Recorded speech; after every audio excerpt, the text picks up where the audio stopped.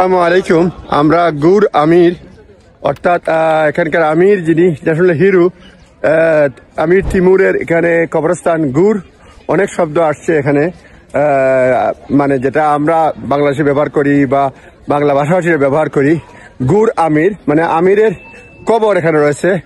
Taimur lane যিনি 17 শতকে রাজত্ব করেছেন, 13 শতকে রাজত্ব করেছেন। 1370 সালে এখানকার আমির ছিলেন এবং তিনি তার আমিরত্ব বহাল ছিল আপনার Uzbekistan, central Asia, Afghanistan, Iran, Persian সবগুলো এলাকা জুড়ে।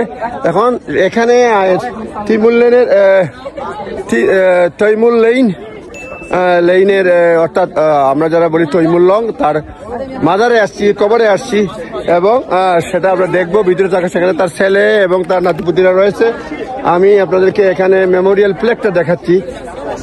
এই যে দেখেন মেমোরিয়াল প্লেকে লেখা রয়েছে আমির তিমুর মুকাবারাশি, আমির তিমুর মausoleum অর্থাৎ স্মৃতিসৌধ এটা রয়েছে। আমরা দেখতে আসছি মুকাবারাশি, এখানে মুকামকেই মুকাবারাশি অনেক ক্ষেত্রে বলে থাকে। আমাদের সঙ্গে আমাদের টিমের লোকজন রয়েছেন। আমরা 21 জন আসছি লন্ডন থেকে।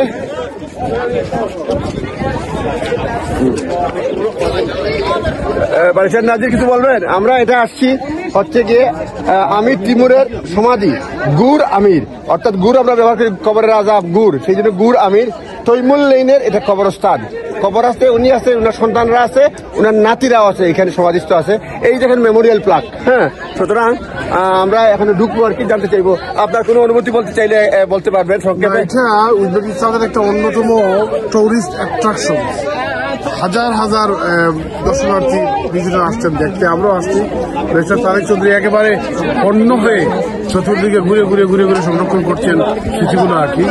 তো এই সেকেন্ড টু নান আমাদের সাথে আছেন প্রেস ক্লাবের, লন্ডন বাংলা প্রেস ক্লাবের সম্মানিত নির্বাচিত সেক্রেটারি।